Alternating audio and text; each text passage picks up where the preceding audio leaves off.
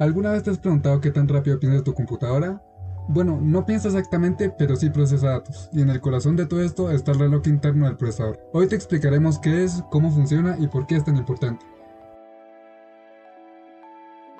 Este reloj es producido por un circuito oscilador de cuarzo, el cual emite una señal periódica que es suministrada a un generador de reloj, el cual, mediante multiplicadores u divisores de frecuencia, proporciona señales de sincronía para el reloj de tiempo real, temporizador programable, microprocesador, módulos de memoria, ranuras PSI y al resto de chips o circuitos integrados de la tarjeta.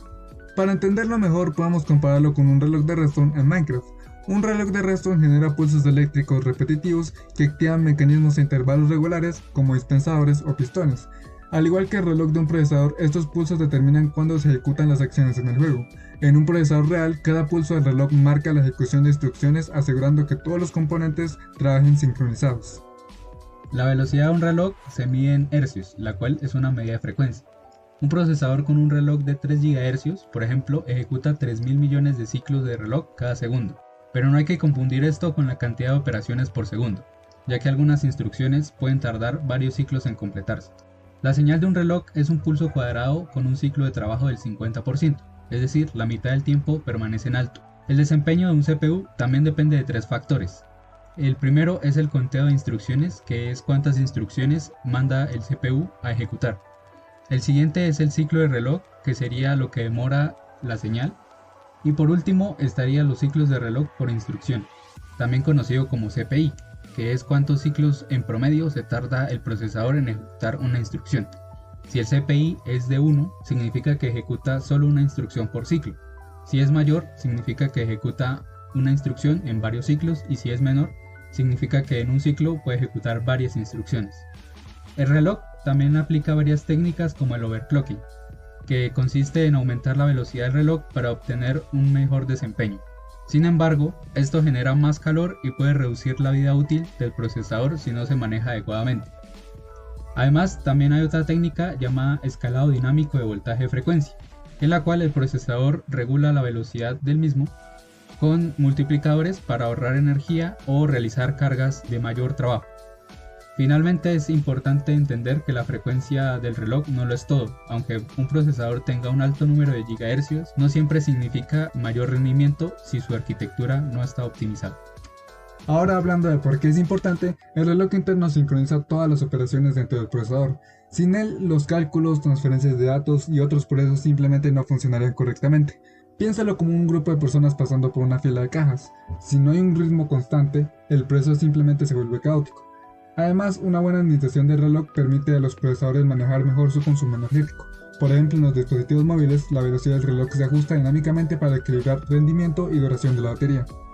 Ahora, en los últimos años las mejoras en los procesadores han permitido optimizar el uso del reloj interno, con tecnologías como el Turbo Boost en Intel o el Precision Boost en AMD, que ajustan dinámicamente la velocidad del reloj según la carga de trabajo, mejorando la eficiencia y el rendimiento. Continuando con los ejemplos, tenemos que al conocer cómo funciona el clock de un microprocesador, este conocimiento nos permite escribir o diseñar mejores sistemas más eficientes y que asimismo sean ejecutables en la mayoría de máquinas. La función clock nos permite medir esa cantidad de ciclos utilizadas por el procesador en el tiempo que se llama en el programa.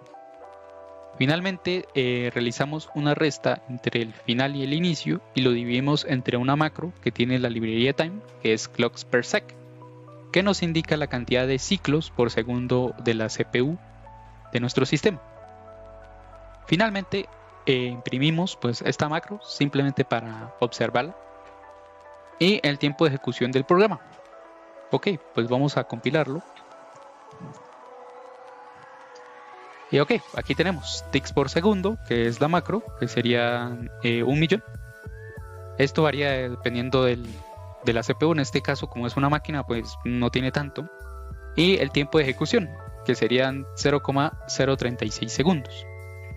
Por otra parte, tenemos aquí estas líneas que están en color rojo, que es real time, que es el tiempo real utilizado por nuestra máquina para ejecutar el programa. En este caso no solamente entra la CPU, sino también las acciones de entrada y salida, acceso a memoria, etc. Por otra parte tenemos el user time, que nos indica el tiempo tomado por la CPU para la ejecución del programa. Este tiempo no tiene en cuenta otros procesos, como si lo tiene System Time, que es la tercera línea. Este nos cuenta el tiempo utilizado por la CPU para realizar el programa, junto con otros programas en segundo proceso. Y entrando a las aplicaciones de reloj interno, primero imagina que estás abriendo tu navegador web o un programa de edición de fotos. Un procesador con una frecuencia de reloj más alta, digamos unos 3.5 GHz, abrirá estos programas mucho más rápido que uno con 2 GHz.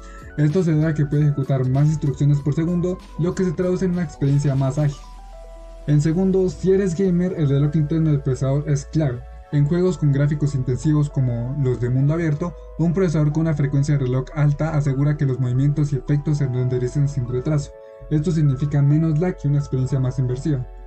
Siguiendo con el tema, ¿eres uno de los que tienen 1000 cosas abiertas al mismo tiempo? Bueno, el reloj interno del procesador determina qué tan bien tu computadora puede manejar la multitarea. Un procesador rápido alterna entre aplicaciones sin problemas, mientras que uno más lento puede hacer que todo se vuelva lento y frustrante. Y finalmente, en dispositivos como laptops o smartphones, el reloj interno del procesador no siempre funciona a máxima velocidad. Cuando no está haciendo nada demandante, reduce su frecuencia para ahorrar batería, pero en cuanto abres una app pesada, aumenta su velocidad para darte el mejor rendimiento. Con eso llegamos al final de este video. Ahora sabes qué es el reloj interno del procesador y por qué es tan importante para el rendimiento de tu computadora.